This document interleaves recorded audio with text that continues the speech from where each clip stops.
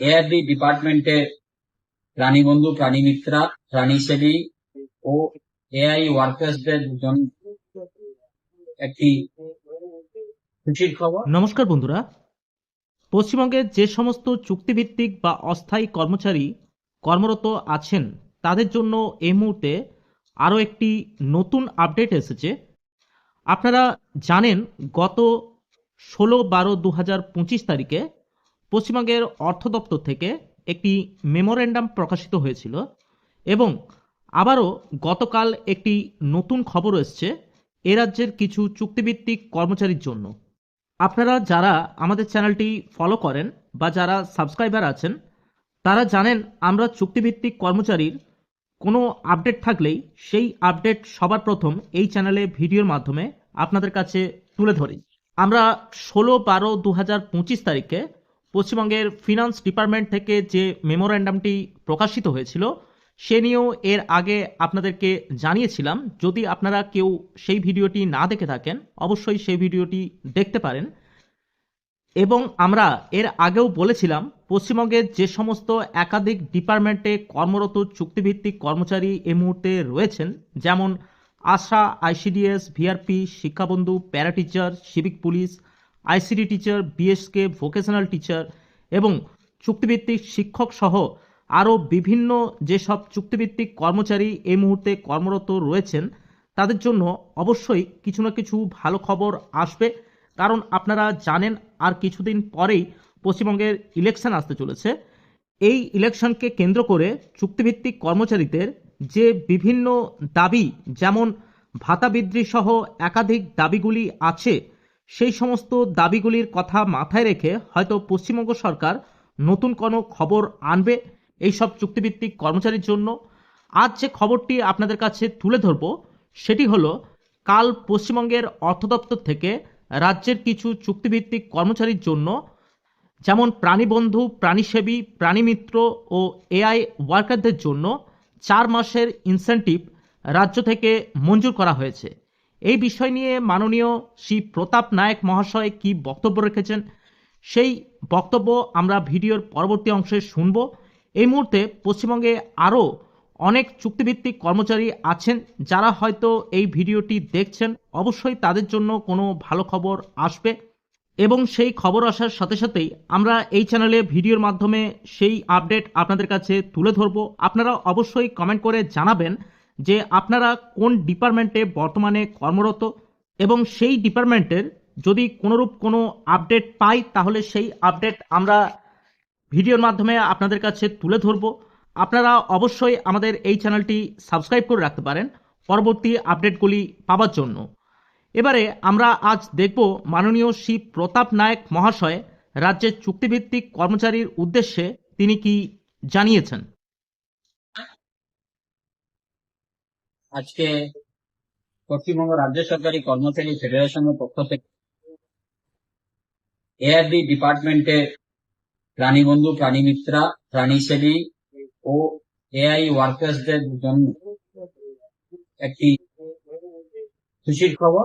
আমার পাশে আমার স্টিয়ারিং কমিটির সদস্য বারিন্দা ও এআরডি চিফ অ্যাডভাইজার, এআরডি ডিপার্টমেন্টের যে রাজ্য শাখা আছে চিফ অ্যাডভাইজার, ও ডান দিকে আমার চন্দ্র বসে আছে, চন্দ্রনাথ রয়, এআরডি ডিপার্টমেন্টের স্টেট কমিটির প্রেসিডেন্ট।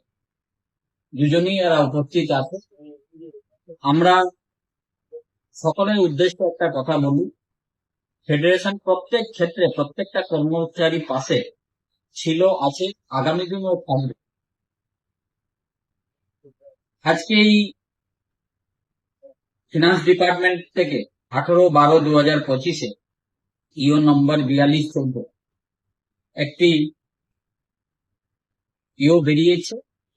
আমাদের এই প্রাণীবন্ধু, প্রাণীমিত্রা, প্রাণীসেবী ও এআই ওয়ার্কার্সদের জন্য 4 মাসের ইনসেন্টিভ।